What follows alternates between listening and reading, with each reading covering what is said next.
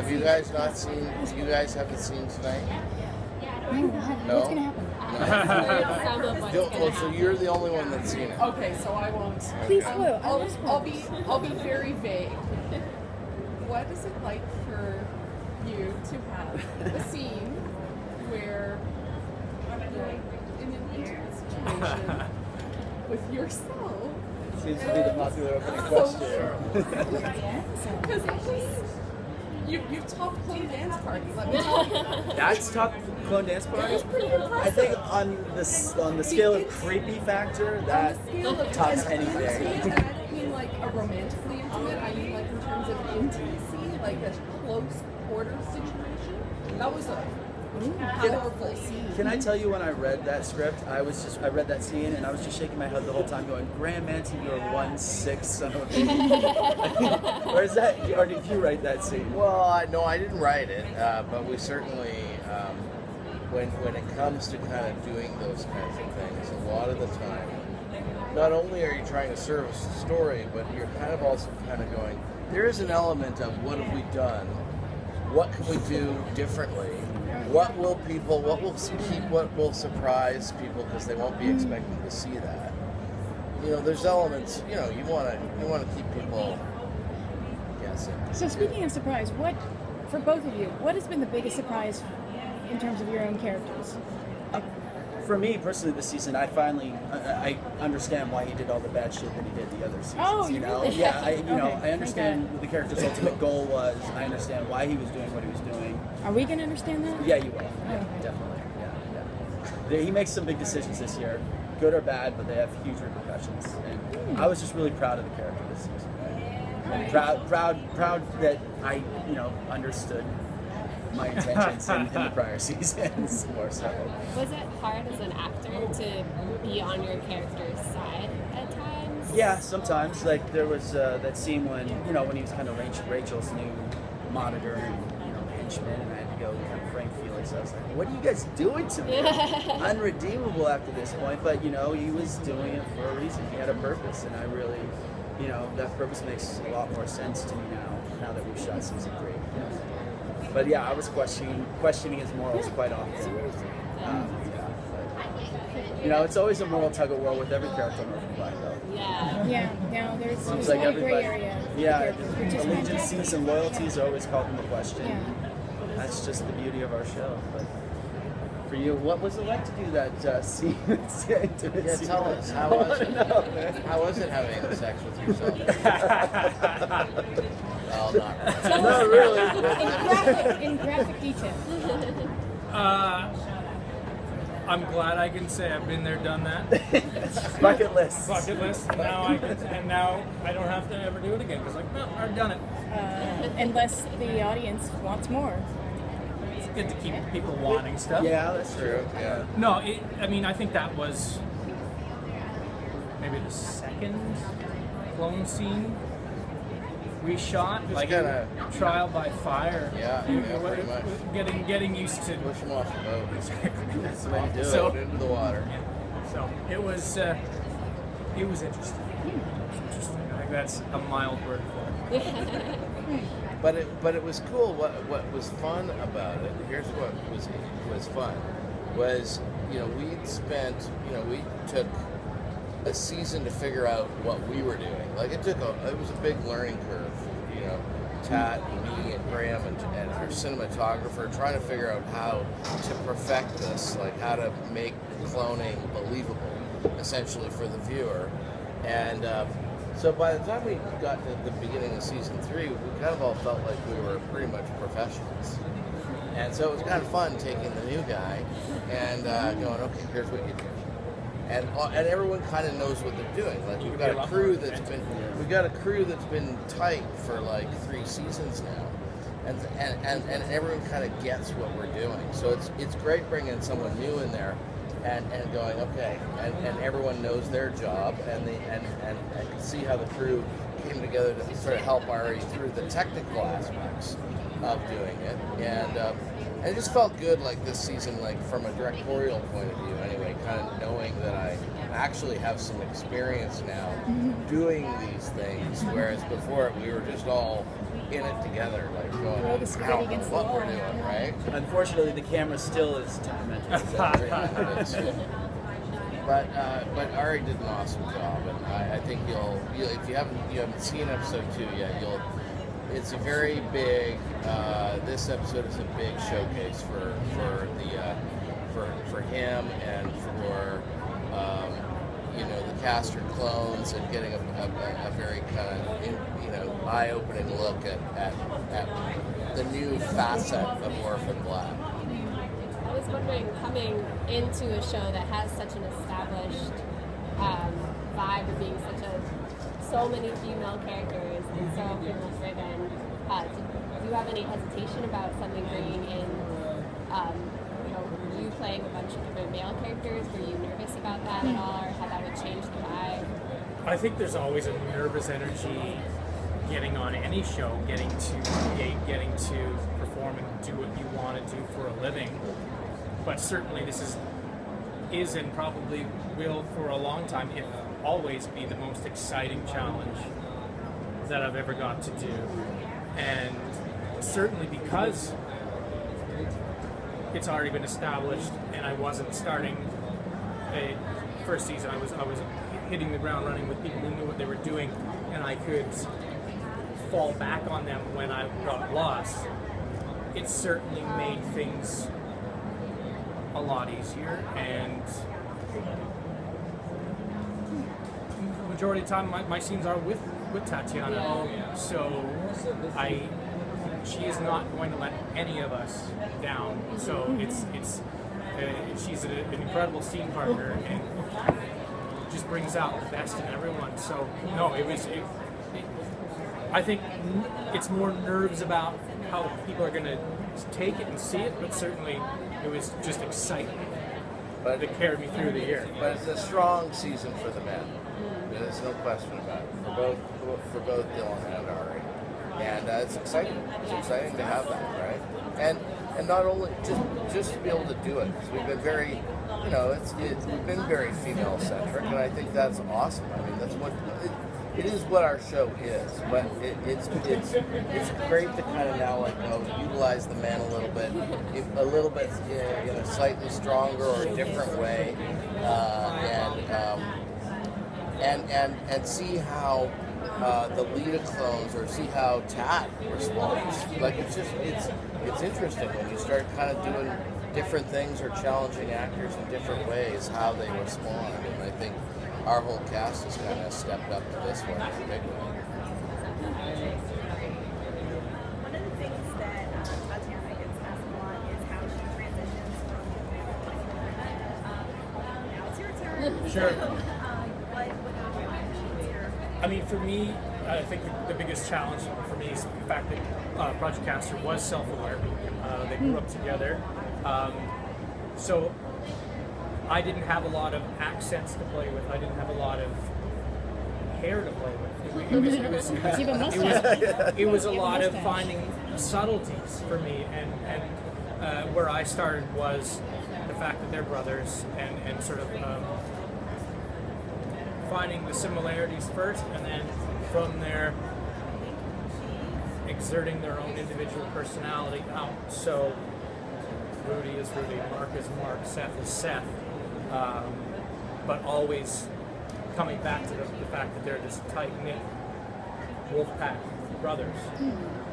So for the most part, it was a visual process for me, because the way they were introduced at the end of last season, we met them, but we didn't even really know who they were at that point. So for the majority of the hiatus, when I wasn't bugging them, who are these guys, I was kind of formulating in my head what I had seen in the finale, and saying, okay, this guy will be more like this guy will be more like this. So I would come to set, put on my wardrobe, go to hair and makeup, and see who I was for that day, and sort of look in the mirror, and then drop into who I was from there, and and then thankfully too I would get treated differently by my co. People would treat me differently, so that certainly helped because obviously the energy that Rudy has is a lot different than the energy that Mark has, and people would respond that way. Well, you're doing a great job. Oh, thank you very much. I was very pleasantly surprised. Oh, good. Wait till episode 2 tonight. You're going to be very pleasantly surprised. Amazing. Yeah, It's one of the best. both these guys are awesome. It's a Yeah. great show. Thanks. And I'm not sure how much of a role you played in this, but and you kind of just touched on this, is the definite family brotherhood camaraderie between the Castor clones versus the Lita clones and how they were introduced, and kind of they're still determining like the boundaries of the family. Was that when you guys decided to take this path with the Castor clones? Was that something that was conscious to have it be like that contrast there? Completely. Okay. Because we didn't want to. I think we wanted the. Well, first of all, just in terms of the way we wanted to tell in the bigger picture, it was important to go this direction. But two, I think it's kind of interesting to sort of contrast how the women have been kind of kept in the dark and raised in very different environments and different social stratas, and how the boys have been kept together, raised as brothers like a wolf pack, trained by the military, and that how does that look now? Like what does that look like? Because I imagine that even then, I mean, there's differences. There's still lots of differences. Maybe there's lots more similarities because they've been trained a certain way or they've been raised together. But there's still so much room for, unique identities amongst that group. But it's just different because it's like sibling infighting.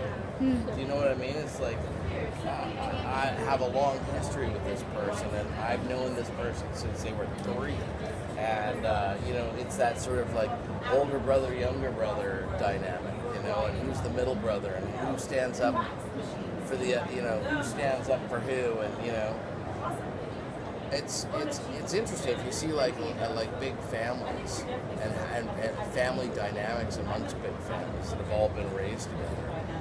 It's kind of neat to sort of use that as a way, as a kind of almost like a template for these boys. My father was like,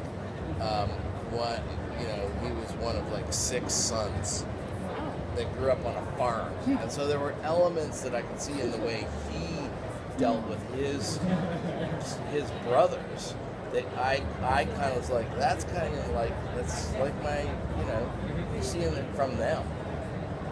It's interesting. Getting back to the question, back when I was figuring out who they were, that is certainly what I was doing. I was creating a pecking order in my head of who fell where, and to try to create the dynamic of Rudy Seth, how that dynamic's going to work, and when the other Castor boys meet, what that's going to be like, and who's the brother, who's the runt, who's the middle child for me, and I don't know, that was very key in me figuring out their different personalities. I think some of the best sci-fi is sci-fi that's really progressive, and I think that Orphan Black absolutely falls into that category. The show is such great representation, and I was wondering if that's something that is ever conscious, or if it was just like, I love this story and I love these characters, and that just happened organically. I feel the same way about science fiction. I mean, listen, I like all sorts of different kinds of sci-fi. Like, I like spaceship sci-fi and time travel sci-fi and sort of fantasy sci-fi, but I also like sort of very real sci-fi that's sort of set kind of like now, when the science fiction is happening kind of like amongst everyday people, and and that kind of works well in the sort of, if you lay on a kind of also a template of like conspiracy or paranoid thriller. I think that's kind of, I don't know. one of the things that I guess I always wanted to do with Orphan Black was what was important from the very beginning was to build characters that you would care about and invest in, and that were really multifaceted, so that you could really believe that this could happen. Like you take like a really dumb, absurd premise like cloning, and actually believe it, like really believe it, not just watch something for entertainment value. You know, you'd actually kind of invest in the whole thing. And I think that makes genre television really interesting and important, and then like and entertaining, right? So the other thing that was really important to me is that it wasn't just going to be sci-fi. I wanted to make something where I can go. I just wanted to go in a bunch of different directions, like I do all the time. Like I get bored really easily, right? So I wanted a show where I could be a conspiracy thriller, but I could also be like I could be farcical, I could be silly, it could be a horror, it could be a sci-fi, and you kind of just don't know what you're going to get, and try and get the audience to go along with it. And the way they go along with that, because there's huge tone shifts from scene to scene. You know, Allison's world is like idiotically funny, and then this world is like tense and scary, and Helena's got a dripping knife, and suddenly I'm in some horror show. But what keeps that all gelled together is that you buy the characters, you believe their motivations, you believe them as real people. There's, so I think that's what's really fun about the show. I love the sort of the genre mashup. I could never figure out what Orphan Black was. I think maybe it's more genre mashup. Yeah, I love that. That's a great way to explain it. That's perfect. That's what it turned out to be. And it works well. And so that's what makes it fun to go to work every day. It's also a great gateway show. So if you're trying to convince someone to get into genre television and they have reservations about it, this is a good one to say, hey, check this out, and if you like this, then I can recommend this other thing. Yeah. That's what I do when I explain to my friends to watch it. I'm like, well, it's a sci-fi show, but not really. It's like a drugs, sex, and rock and roll sci-fi show, you know? And they're like, oh, I'm intrigued. Yeah, it is. I think the key really is just to try and keep things still kind of grounded somewhere in some kind of reality, certainly with the characters, and then kind of let it go where you think the edge is, go where the boundary, you go, well, that's, build trust in the reality, and then they give you more leeway. And I think what you guys do great also is you respect the intelligence of your audience. You never dumb down Orphan Black in any way whatsoever. No, that's true. And you can't miss a second of the show for that reason. But I think that's why there's such a I'm rabid in it. I fan. don't even know what's going on. Me too. It's hard for me to wrap my head around things. I think that's another great thing about the show. When you guys kind of blew up, at some point in season 1, when you realized that the show was like developing a huge fandom, did that change, like, both as an actor or writer, or does that change how you approach it? I mean, did you feel yourself having to be like, gotta stay focused on the show as it is, or does the knowing that there's a wider audience out there change the way that you approached it at all? Well, it's yeah. I mean, it does. I mean, we certainly. Ari came on in season 2. We've been together since season 1. I mean, I think when we all kind of got together, I think there was, even from the actors coming in, I mean, there's just this belief that it was something different. But we don't really, I mean, honestly, I've been around long enough to know that good things fall through the cracks a lot. And so until you see it working with an audience, until you see it really working with an audience, I don't think you know. You just go out and try and make the best possible thing that you can. It's been a real journey. I think with Dylan and the actors and just us as a group, seeing how the show has has sort of rolled forward Yeah. and become successful and changed our lives in a lot of ways. You know? I was excited from the get-go, just because this is one of the first projects I've been associated with. Like, you know, every actor starts somewhere, and you don't start doing the great stuff. This was the first project where I was really excited to tell my friends to watch it, to tell my family to watch it. I'm like, no, it's really good. This is before it aired. I'm like, my mom was a huge Dexter fan at the time. I'm like, it's better than Dexter, Mom. So, I mean, as far as that, and then after seeing the fan reaction from season 1, when season 1 finished airing, it really just validated that. And it just made us more excited to, you know, get back on the saddle and start working in season 2. And it's just, you know, the fans have really propelled us to work really hard. But I think everybody, like John was saying, cast, crew, production, you know, everybody from top to bottom has so much belief and so much invested in the show. We all love it. We all get along. We work well together. Not one bad apple on the set. So I think that really translates to the screen. So, you know. I think also too, the show has really always been about making good material, like just doing good work, and there's always been a kind of level of like, you know, trying to do better, trying to kind of like one up the other guy, like directors coming in and going, okay, he did it this way, how can I make it better, you know? And it's been about,